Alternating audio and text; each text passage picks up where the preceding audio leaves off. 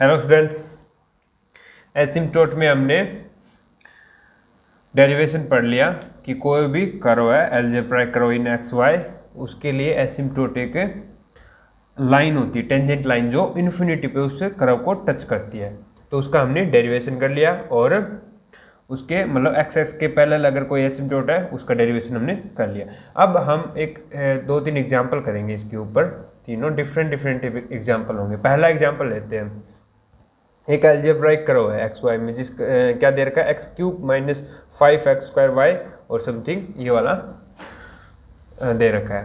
तो हम इसमें फाई जो जनरल मेथड है वो निकालेंगे। तो इसमें पावर देखो, सबसे ज़्यादा पावर कितनी है, तो यहाँ पे इसकी पावर 3 है, यहाँ पे 2 और 1 3, और ये क्या है 1 और 2 3, और यहाँ पे 3, यानी कि 3 पावर का पोलिनोमियल है। और फिर ये 2 पावर का और 1 पावर का है नहीं, और फिर ये कांस्टेंट है। तो देखो सबसे पहले हम फाई 3 बनाएंगे, क्या फाई 3m। तो 3 पावर के जो पोलिनोमियल है इसमें आप x की जगह 1 रख दो और y की वैल्यू m पुट कर दो। तो क्या आएगा 1 minus 5m plus 8m square minus 4m cube, है ना। और फिर आप निकालो फाई 2m। तो जिसकी पावर 2 है उनमें क्या करोगे, x की वैल्यू 1 और y की वैल्यू m पुट कर दो। तो 1 minus 3m plus 2m square. अब निकालो आप फाई 1m। तो फाई मतलब 1 पावर का तो कोई है ही नहीं, तो इसके लिए क्या आ जाएगा 0 की 0 है। अब देखो हम करते हैं हमारी कैलकुलेशन। सबसे पहले हमें इसकी एसिम्प्टोट देखनी कितनी होंगी। तो यहाँ पे ज़्यादा से ज़्यादा पावर क्या है, 3 पावर का पोलिनोमियल है ना अपने पास, हाईएस्ट डिग्री कितनी है इसकी 3 है, तो 3 इसकी एसिम्प्टोट होंगी। हाईएस्ट पावर जो है उतनी इसकी एसिम्प्टोट मिलेंगी। तो अब एसिम्प्टोट होंगी वो तो एक लाइन होती है y is equal to mx plus c type की। तो अब ये 3 लाइन होगी तो हमें m चाहिए और c चाहिए। तो m कहाँ से निकलेगा आपके पास, जो हाईएस्ट ऑर्डर है उसके लिए जो हमने फाई बनाया है उसको आप 0 के इक्वल रखो और m की वैल्यू निकाल लो। तो यहाँ से फाई 3m को 0 के इक्वल रखो, यानी कि 1 minus 5m plus 8m square minus 4m cube is equal to 0 put कर दिया। अब देखो 3 ऑर्डर का है, डायरेक्ट हम कर नहीं सकते, तो एक वैल्यू इसमें पुट करवा के देखनी पड़ेगी, गैस सॉल्यूशन मानना पड़ेगा हमें। तो m की वैल्यू 1 पुट करो, m की वैल्यू 1 पुट करोगे तो 1 माइनस 5 8 माइनस 4, तो माइनस का कितना हो गया 5 और 4, यानी कि अगर m पुट 1 वैल्यू पुट करो तो 1 माइनस 5 प्लस 8 माइनस 4, तो 4 9 और 1 और 8 9, 9 प्लस का और 9 माइनस का इज इक्वल टू 0 आ गया, यानी कि सेटिस्फाई हो रहा है, यानी कि m इज इक्वल टू 1 इसका एक रूट है। तो आप इसको m माइनस 1 इसमें से कॉमन ले लीजिए, क्या m माइनस 1,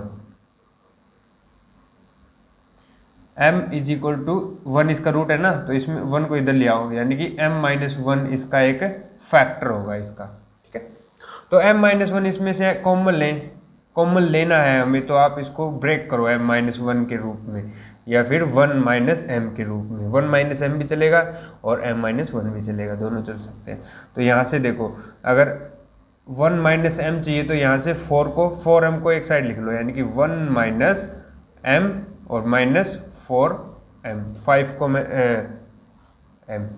5 को मैंने ब्रेक कर दिया किस में, 1 और 4 में। और फिर क्या ये हमारा प्लस 8m स्क्वायर है तो इसको 4 रखो, 4m स्क्वायर और प्लस 4m स्क्वायर और माइनस 4m क्यूब। इतना आई थिंक सबको समझ में आ गया। मैंने 5 को ब्रेक कर दिया 1 और 4 में, और 8 को मैंने 4 में ब्रेक कर दिया। अब इसमें से देखो क्या आ रहा है, 1 minus m as it is रख दिया, माइनस इसमें से देखो 4 माइनस 4m कॉमन ले लिया, तो यहाँ बचेगा 1 और यहाँ माइनस का m बच गया। इधर देखो मैंने क्या किया, 4m स्क्वायर कॉमन ले लिया, तो यहाँ बचेगा 1 और यहाँ बचेगा minus m is equal to 0। 1 minus m तीनों में से कॉमन ले लो, 1 माइनस एम कॉमन ले लिया तो यहाँ आएगा 1, यहाँ आएगा -4m और यहाँ आएगा +4m square is equal to, ये किसका स्क्वायर है, ये है 2m माइनस 1 का होल स्क्वायर या फिर 1 माइनस 2m का होल स्क्वायर, कोई भी ले लो, ठीक है। तो यहाँ से आ गया 1 माइनस m और ये आ गया 1 माइनस 2m का whole square is equal to 0। तो यहाँ से इन एक क्या होगा 1 minus m is equal to 0 और ये क्या हो गया 1 माइनस 2m का स्क्वायर इज इक्वल टू 0। तो यहाँ से m इज इक्वल टू 1 और यहाँ से m इज इक्वल टू 1/2 और 1/2। कुल मिला के हमारे पास m की वैल्यूज क्या आ गई 1, हाफ एंड हाफ, ठीक है। तो 3 वैल्यूज हमें m की मिल गई। अब हमें चाहिए c हर एक m के रिस्पेक्ट में। तो पहले हम 1 के रिस्पेक्ट में c की वैल्यू निकालेंगे। तो c का फॉर्मूला मैंने आपको नोट करवाया था कि -phi2m और डिवाइड बाय phi3 m, ये होता है ना। तो हमें क्या चाहिए phi3 चाहिए। तो ये रहा phi3 और इसका कर दो आप डेरिवेटिव, इसका डेरिवेटिव कर दो। तो इसका पावर का करेंगे तो क्या आएगा 4 × 12 m स्क्वायर माइनस का 12m स्क्वायर माइनस का है, ठीक है।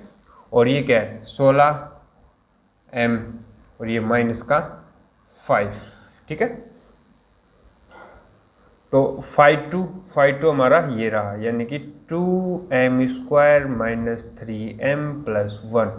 और चूंकि बाहर नेगेटिव साइन है तो इसको इसके साथ ले लो, यानी कि इसको आप नेगेटिव से मल्टीप्लाई करवा के डिवाइड कर दो। तो मल्टीप्लाई माइनस से करवाएंगे तो 12 पॉजिटिव हो जाएगा और ये नेगेटिव हो जाएगा -16m और ये क्या हो जाएगा पॉजिटिव। अब हमें c की वैल्यू चाहिए एट 1, c की वैल्यू एट 1।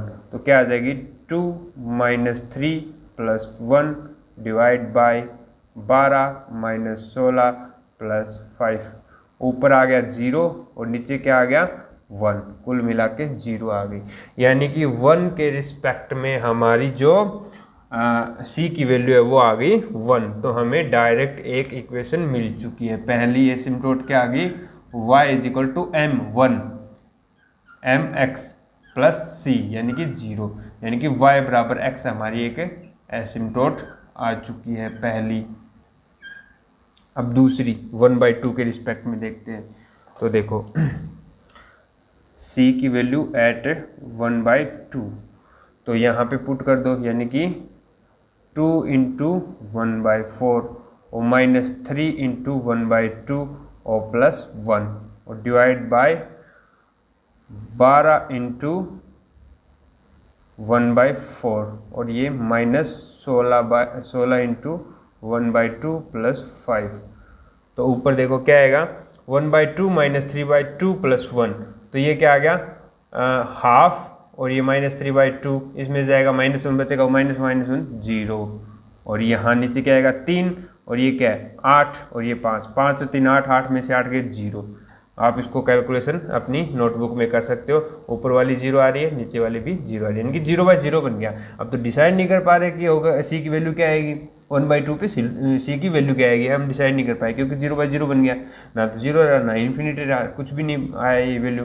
तो हम एक दूसरा फॉर्मूला जो मैंने आपको नोट डाउन करवाया था वो यूज करने वाले हैं। तो वो फॉर्मूला क्या था 1/2 c² फॉर्मूला था 1/2 c² phi3 का double derivative eight m plus c phi2 का डेरिवेटिव एट m और प्लस phi1 m = 0। ये वाला फॉर्मूला मैंने आपको नोट करवाया था। अगर ध्यान नहीं है तो आप पीछे वाला वीडियो देख सकते हो। तो अब देखो हम क्या करेंगे phi3 का डेरिवेटिव एक बार ऑलरेडी कर चुके थे हम, अब एक बार डेरिवेटिव और चाहिए हमें किसका phi3 का। तो एक बार और इसका कर दो, यानी कि phi3 का डबल डेरिवेटिव एट m = क्या आ जाएगा और ये हो गया -24m और +16। और एक और नई चीज़ क्या चाहिए हमें, φ2 का डेरिवेटिव। तो φ2 का डेरिवेटिव एट m ये क्या आ जाएगा हमारा 4m -3। ठीक है, अब इनकी वैल्यू हम यहाँ पुट करने वाले हैं। तो यानी कि 1/2c² φ3 का डबल डेरिवेटिव क्या है, -24m +16 और +c φ2 का डेरिवेटिव आ गया हमारा 4m -3 और ये क्या आ गया φ1 हमारा क्या है, φ1 हमारा 0 = 0। अब देखो हमें इसकी ये जो है c की वैल्यू यहाँ से 2 आएंगे, वो किसके रिस्पेक्ट में चाहिए हमें, m = हाफ, क्योंकि ये 0/0 किसके लिए बना था, हाफ के लिए बना था। तो यहाँ पे m की वैल्यू 1/2 पुट कर दो, तो क्या आएगा 1/2c² और ये -24 × 1/2 यानी कि -12 और +16 और +c और 1/2 पुट करेंगे तो यहाँ क्या आ जाएगा 4/2 यानी कि 2 -3 यानी कि -1 = 0। कुल मिला के ये क्या है 16 - 12 4/2 कितना आ गया 2 यानी कि 2c² - c = 0। तो यहाँ से एक तो c आ गया 0 और दूसरा c क्या आ गया 1/2। तो यानी कि m = हाफ के लिए हमें c की 2 वैल्यूज प्राप्त हो गई। क्या क्या, y = m की वैल्यू हाफ, x + 0 एक तो ये होगी और एक होगी 1/2 और एक 0 के लिए क्या आ गई y = x/2। तो हमारे पास 3 एसिम्प्टोट आ चुकी हैं। क्या 3 एसिम्प्टोट आ चुकी है, एक, ठीक है, ये दूसरी और ये तीसरी, ये पहली। ठीक है, तो हमें 3 ही एट मोस्ट उसकी 3 हो सकती थी, जो तीनों की तीनों हमने ढूंढ लिए। तो हमारा काम खत्म, हमें इस अलजेब्राइक कर्व के लिए एसिम्प्टोट ही ढूंढनी थी। ठीक है, तो वीडियो समझ में आया ना। ठीक है, अब इसके ऊपर 1-2 एग्जाम्पल और लेते हैं। अब एक क्वेश्चन ले रहे हैं हमें एक अलजेब्राइक कर्व दे रखा है xy में कि x - 3 × x - 2 × y² - 9x² = 0। ये इक्वेशन दे रखी है हमें। ठीक है, इसके एसिम्प्टोट के बारे में बताना है, इसकी एसिम्प्टोट कितनी होंगी और वो क्या होगी। तो सबसे पहले देखो इसकी डिग्री कितनी है, इस हमारे पोलिनोमियल की हाईएस्ट डिग्री कितनी है। तो देखो यहाँ पे इस फैक्टर में x की अधिकतम क्या है 1 है और इस फैक्टर में भी x और y की क्या अधिकतम 1 है। तो 1 + 1 और प्लस यहाँ पे कितनी है 2 है, यानी कि और इसको जब हम एक्सपेंड करेंगे तो ज़्यादा से ज़्यादा इसकी डिग्री क्या आएगी 4 आएगी। तो इसकी ज़्यादा से ज़्यादा एसिम्प्टोट क्या हो सकती है 4 हो सकती है। आई बात समझे। ठीक है, अब फाइंड करते हैं वो होंगी क्या। तो पहला पॉइंट हम फाइंड आउट करेंगे कि एक्सिस के पैरेलल इसकी एसिम्प्टोट है या नहीं है। ठीक है, क्या एक्सिस के समांतर, एक्सिस के पैरेलल इसकी एसिम्प्टोट। तो एक्सिस के समांतर इसकी एसिम्प्टोट निकालनी हो तो y एक्सिस के समांतर निकालनी हो तो y की मैक्सिमम पावर देखो क्या है। तो y की मैक्सिमम पावर है यहाँ पे 2 और y की मैक्सिमम पावर जो है उसके मल्टीपल में क्या आ रहा है उसको आप 0 के इक्वल रख दो और वहां से x की वैल्यूज निकाल लो। वो वैल्यूज क्या कहलाएंगी x के पैरेलल, x के समांतर एसिम्प्टोट कहलाएंगी। तो देखो y एक्सिस के समांतर एसिम्प्टोट्स।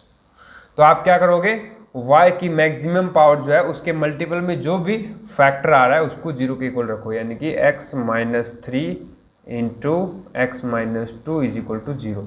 तो यहाँ से क्या आ गया x = 3 एंड x = 2। ये 2 एसिम्प्टोट हमें मिल गई।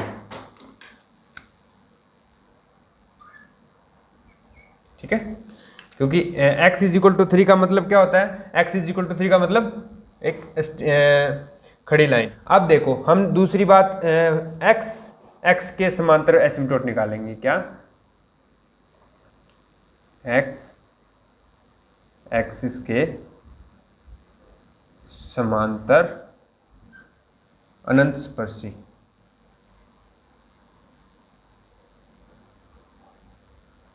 अनंत स्पर्शी।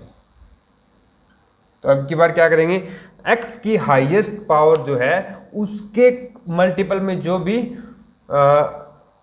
टर्म आ रही है उसको जीरो के इक्वल रखो। तो आप पहले तो इसमें निकालो कि x के हाईएस्ट पावर क्या है। तो यहाँ पर तो x की हाईएस्ट पावर 2 है, तो यहाँ पर भी x की टर्म्स है, तो उसकी पावर ज़्यादा से ज़्यादा क्या आएगी, 2 आएगी। तो इसको पहले आपको ब्रेक करना पड़ेगा। खोल लो इस इक्वेशन को। इस इक्वेशन को खोलने के लिए आप क्या करोगे, इसका मल्टीप्लाई करो, यानी कि ये आएगा x² और फिर 3 और 2 5x और इनको मल्टीप्लाई करवाओगे तो 6। इसको मैंने खोल दिया और इनटू में y² minus 9x² is equal to 0। तो यहाँ से आप x की हाईएस्ट पावर का जो टर्म है यानी कि x² है उसके मल्टीपल को एक साथ रख लो। तो यहाँ पे तो ये आ रहा है y² और यहाँ से आ रहा है -9। ये क्या है, x² के मल्टीपल है। आगे क्या आएगा, -5x y² और +6y² इज इक्वल टू 0। ठीक है, तो अब यहाँ पे x की यहाँ तो पावर है 1 और यहाँ है 2, तो x की 2 ज़्यादा है, तो इसके मल्टीपल में जो आ रहा है यानी कि उसको 0 इक्वल रखना है, यानी कि y² minus 9 is equal to 0। तो y² is equal to 9, it means y is equal to +-3। तो y इज इक्वल टू 3 और y इज इक्वल टू -3। ये दो एसिम्पटोट और मिल गई हमें। तो कुल मिला के हमें 4 एसिम्पटोट मिल गई जो कि हाईएस्ट है, और इसकी एसिम्पटोट होंगी नहीं तो हमें वो जनरल मेथड जो 5 वाला मेथड है वो यूज करने की ज़रूरत ही नहीं पड़ी, क्योंकि हमें चारों की चारों जो है हमारी समांतर एसिम्पटोट मिल गई, एक्सिस के समांतर एसिम्पटोट हमें मिल गई। ठीक है, अब एक क्वेश्चन और लेते हैं। तो देखो मेरे प्यारे बच्चों, यहाँ पे हम एक क्वेश्चन ले रहे हैं, xy³ + yx³ is equal to a⁴।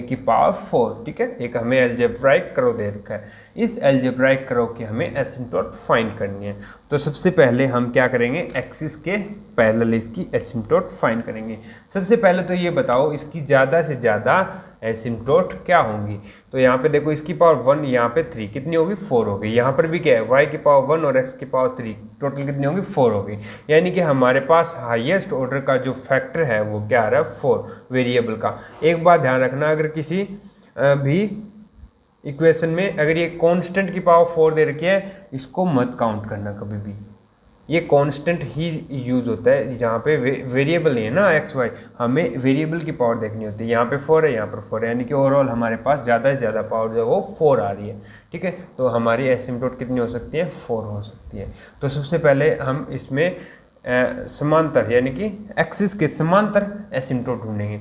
तो देखो y एक्सिस के समांतर ढूंढनी है तो y की हाईएस्ट पावर, y एक्सिस के समांतर, तो आप क्या करोगे, y की हाईएस्ट पावर देखना क्या है, 3 है, तो उसके मल्टीपल में जो भी है उसको क्या रख दो, 0 के इक्वल रख दो। तो आ गई, एक हमें मिल गई। दूसरी x एक्सिस के समांतर एसिम्पटोट। तो देखो x के समांतर एसिम्पटोट चाहिए तो आप क्या करो, x के हाईएस्ट पावर देखो, x के हाईएस्ट पावर क्या है, 3 है, तो उसके मल्टीपल में जो भी है उसको 0 के इक्वल रख दो। उसके मल्टीपल में आ रहा है y, तो इसको रख दो 0। तो x is equal to 0, x is equal to 0 कौन सी इक्वेशन होती है, खड़ी लाइन, y एक्सिस खुद होती है। ठीक है, और y इज इक्वल टू 0 कौन सी लाइन होती है, x एक्सिस खुद होती है। तो ये दो हमें क्या मिल गई, एसिम्पटोट मिल गई, और इसकी ज़्यादा से ज़्यादा क्या हो सकती है, 4 हो सकती है, यानी कि 2 और मिल सकती है, पॉसिबिलिटी, संभावना है, जरूरी नहीं है मिलेंगी या नहीं मिलेंगी। ठीक है, हाँ, तो अब हमें 2 इसकी एसिम्पटोट और ढूंढनी है। अब देखो पैरेलल वाला मेथड तो काम नहीं करेगा, उससे तो हमने निकाल ली जितनी निकलनी थी। अब हम जनरल मेथड यूज़ करेंगे 5 वाला। तो सबसे पहले आप 5 3 यानी 5 4 लिखो, क्योंकि ज़्यादा से ज़्यादा इसकी क्या ऑर्डर है 4 है ना, तो सबसे ज़्यादा यानी कि 5 4 आएगा। 5 4 m इज इक्वल टू मतलब x की जगह 1 और y की जगह m पुट कर दो, तो ये क्या आएगा m³ और यहाँ से क्या आ गया प्लस m। तो 5 2 इसमें है नहीं तो 0, 5 1 है नहीं 0, ठीक है। तो अब देखो 5 3 भी क्या है 0 है। तो अब हम क्या करते हैं m की वैल्यूज़ निकालते हैं ना एसिम्प्टोट निकालने के लिए। तो m की वैल्यूज़ निकालेंगे तो हम क्या करेंगे हाईएस्ट यानी कि 5 4 m को 0 के इक्वल रखो, यानी कि m³ plus m is equal to 0, यानी कि m into m² plus 1 is equal to 0। m यहाँ से क्या आ गया m is equal to 0 and और m² plus 1 is equal to 0। तो यहाँ से ये तो ऑलरेडी हमें मिल चुकी है, ये रही, ठीक है। अब हमें ये देखनी है, तो यहाँ से क्या आ गया m² इज इक्वल टू -1, तो m is equal to plus minus iota. इसके बारे में पता है क्या आइटा क्या होता है? आइटा होता है √-1 को हम आइटा से डिनोट करते हैं, जो क्या होती है इमेजिनरी नंबर बोलते हैं। कॉम्प्लेक्स तो पता है ना 11th में आता है कॉम्प्लेक्स नंबर, समिश्र संख्या, कॉम्प्लेक्स नंबर, तो उसमें ये यूज होता है आइटा, ठीक है, जिसकी वैल्यू क्या होती है -1 का √ होती है। तो यहाँ से हमारे पास क्या आ गई इमेजिनरी आ गई, काल्पनिक। m की वैल्यूज़ क्या आ गई काल्पनिक आ गई, यानी कि रियल नंबर नहीं आया। तो यानी कि हमारी जो एसिम्प्टोट है वो रियल नहीं है, उसको हम कभी ड्रॉ नहीं कर पाएंगे। इमेजिनरी नंबर को हम कभी भी ड्रॉ नहीं कर सकते। यहाँ पे अगर 5 2 3 ऐसे कुछ होता तो हम उसको ड्रॉ कर पाते, इसको हम ड्रॉ नहीं, क्योंकि हमारी एसिम्प्टोट किस टाइप की दिखेगी। अब हमारी एसिम्प्टोट जो है वो y is equal to m यानी कि plus minus iota x plus c type की दिखेगी। ये वैल्यू का तो एग्जिस्टेंस ही नहीं है, ये तो क्या है काल्पनिक है।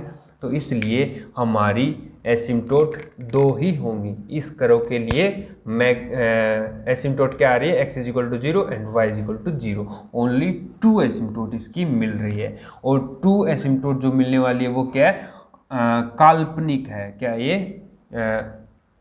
इमेजिनरी एसिम्प्टोट है। तो यहाँ से हम 2 ही इसकी एसिम्प्टोट लिखेंगे।